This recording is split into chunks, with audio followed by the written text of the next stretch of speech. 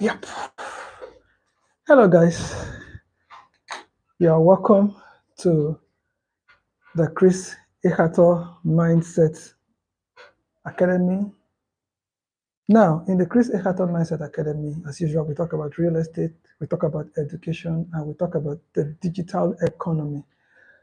So let us do a quick rundown of what we have said initially in our last broadcast. We did say something like, we said that how can one become visible in life or and in business? Now, we said that there are two places where you can become visible, that you can become visible in life, that is in captivity, or you can become visible in the city.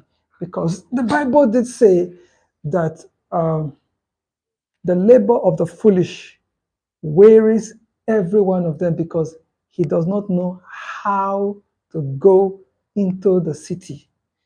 The labor of the foolish wearies every one of them because he does not know how to get into the city. And he said, my people, that was in Isaiah chapter 5, he said, my people are gone into captivity because they have no knowledge. So now, in captivity, one can be visible. Take for example, he said the poor you will always have with you. How come? If you look all around your immediate environment, you would always see people who lack what it takes, okay, to be a voice in their community.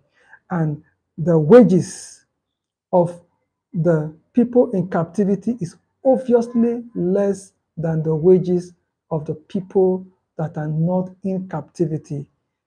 In every business, you would always see that the people that have specialized knowledge are paid more than the people that have common general knowledge. That is why a surgeon would earn more than a doctor who is into general practice. Why? Because the labor of the surgeon is of more value than the labor of a general medical practitioner. So somebody may ask, break this thing down. What do you mean by I can be visible in captivity and I can be visible in the city? Now, the Bible said, if you have no knowledge, you would go into captivity. So what brings a man into captivity is not that he does not have money, but he does not have knowledge. That is why he makes the natural choice of going into captivity.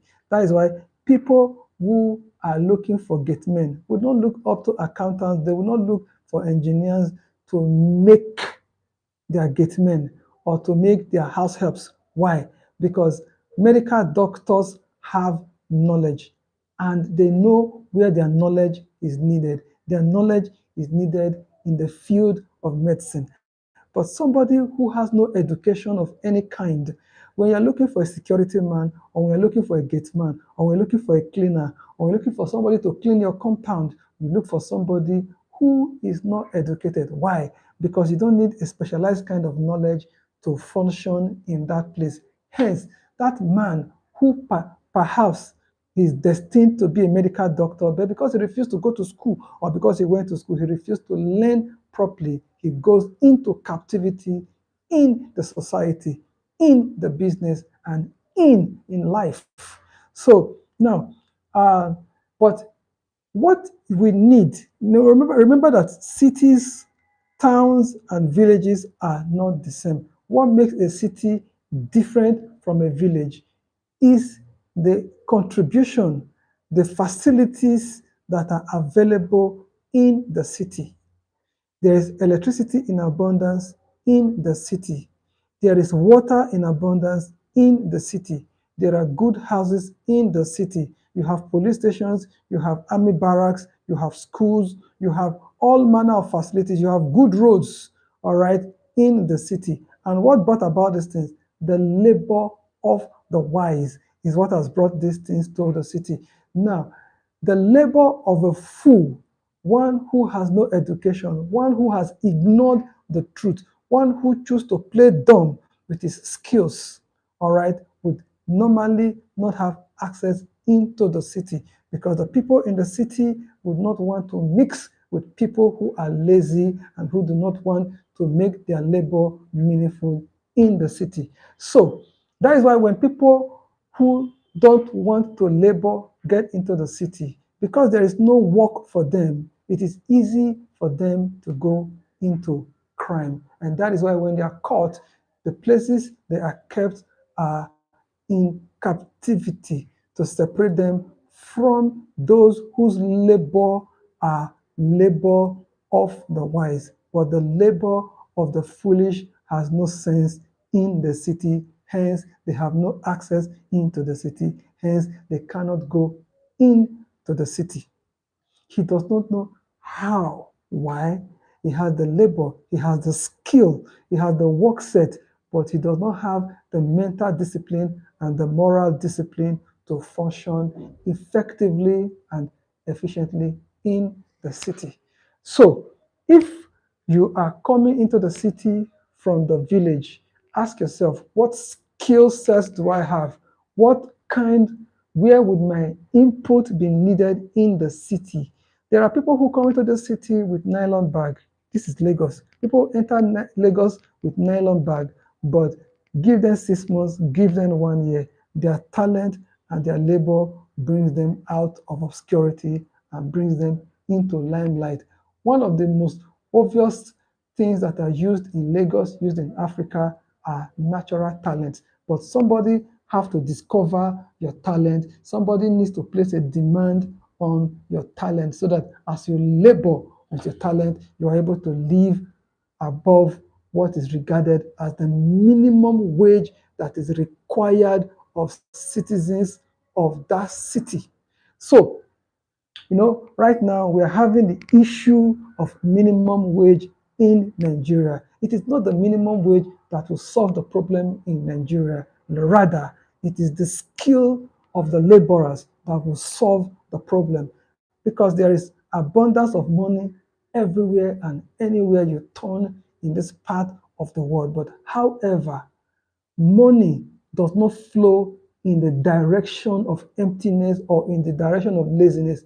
Money flows in the direction of value, not just in the direction of ideas only, but in the direction of value. What kind of value does your labor, does your contribution bring into the workforce, brings into the business, and brings into life? So it is important that you understand the role that the labor, your contribution, your skill, not just your talent, the effectiveness of your labor. The Bible said, in all labor there is profit, no matter the work that you do. When labor is recognized and labor is applied, when it is applied and recognized, and the results of your labor are measurable and tangible, people will have no choice than to place a high demand on your scarce resource. Take, for instance, I'm into graphics and I'm into web design, I'm into publishing, and I'm into printing. Now, the skills that I bring into web design, graphic design, publishing, and printing, varies from that of individuals who refuse to improve on their skill sets.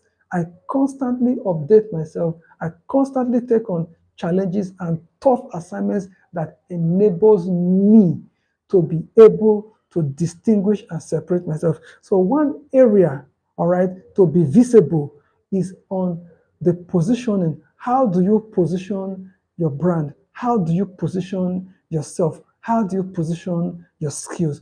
He said, which of you intending to build a tower would not sit down first and count the cost?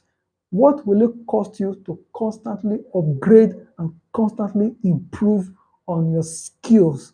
Where do you deploy your skills? He said, he will stand before kings, a man that is diligent in his business. How diligent are you in the works of your hands? One of the things that have helped us to succeed in social media is our consistency. We are consistently putting out materials on Facebook, on Instagram, on YouTube, and on X. We're constantly putting out information on TikTok. Why? Because we are trying to make sure that we are visible across the various social media platforms. So in the Chris Ehator